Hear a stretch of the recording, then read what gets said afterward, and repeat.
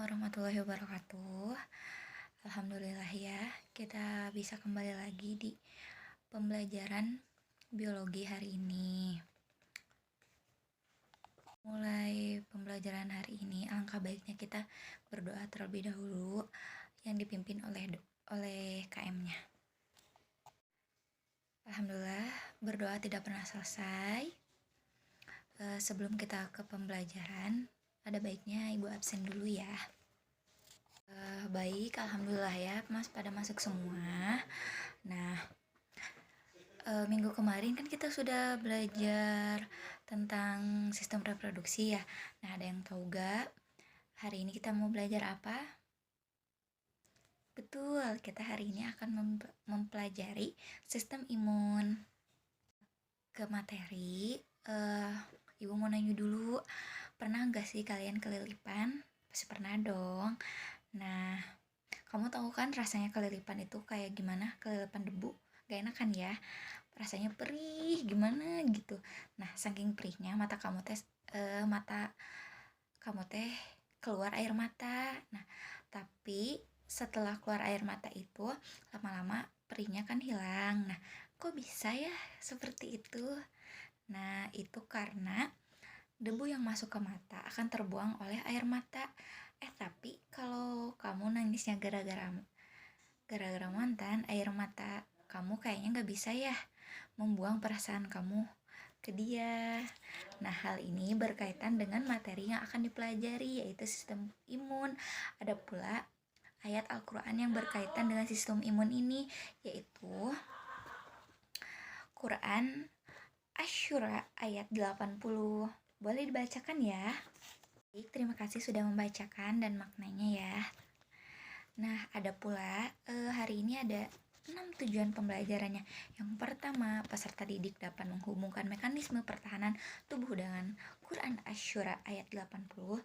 Yang kedua, peserta didik dapat mendeskripsikan mekanisme pertahanan tubuh melalui pengamatan gambar yang tepat. Lalu, peserta didik dapat mengidentifikasi pertahanan tubuh dengan kegiatan diskusi pengamatan video dengan tepat. Peserta didik dapat menjelaskan fungsi pertahanan tubuh dengan tepat melalui kegiatan studi literasi modul yang tepat. Lalu, peserta didik dapat menjelaskan jenis imunisasi melalui kegiatan studi literasi modul yang tepat. Lalu yang terakhir, peserta didik dapat mempresentasikan lembar hasil kerja peserta didik melalui kegiatan diskusi kelompok dengan tepat. Nah, ada yang tahu gak gambar di atas apa? Betul ya, itu gambar sakit. Nah, kenapa sih itu teh bisa sakit? Ada yang tahu gak jawabannya? Ya, baik. Oh iya, betul. Dia sakit karena sistem imunnya melemah.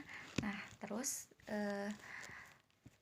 bisa sembuh karena dia mengkonsumsi makanan-makanan yang bersayur hijau, yang bervitamin D, rutin olahraga, mengelola stres dan menjaga kebersihan. Selanjutnya, Ibu bagi berapa kelompok ya? Yang pertama itu kelompok Ibnu, kelompok 2 itu Fitri, kelompok 3 itu Melani.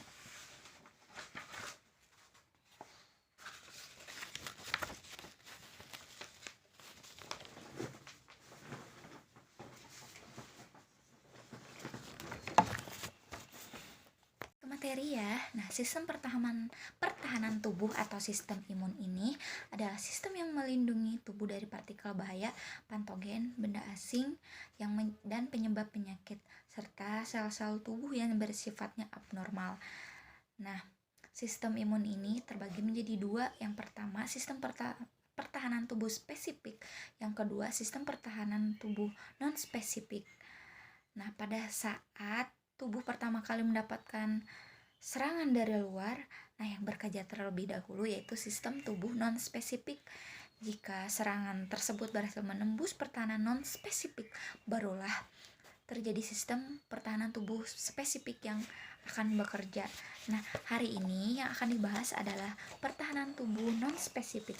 Pertahanan tubuh non-spesifik adalah dengan cara menyerang segala macam antigen yang masuk ke dalam tubuh. Nah, pertahanan tubuh non-spesifik ini terbagi menjadi dua. Yang pertama, pertahanan tubuh non-spesifik eksternal. Yang kedua, pertahanan tubuh spesifik internal. Pertama, pertahanan tubuh non-spesifik eksternal itu yaitu pertahanan tubuh yang paling luar.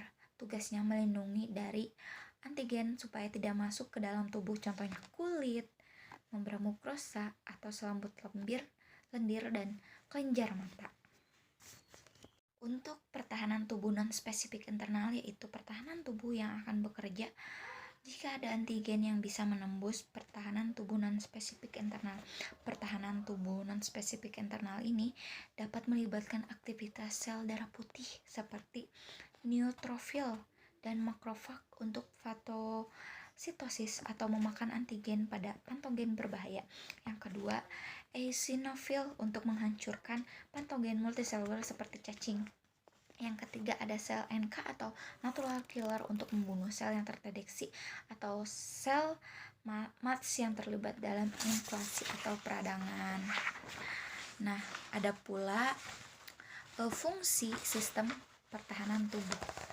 Yang pertama itu mempertahankan tubuh dari patogen invasif yang bisa masuk ke dalam sel inang. Yang kedua, melindungi tubuh dari suatu agen dari lingkungan eksternal yang berasal dari tumbuhan dan hewan. Yang ketiga, menyingkirkan sel-sel yang rusak akibat suatu penyakit atau cedera. Yang keempat, mengenali dan menghancurkan sel abnormal.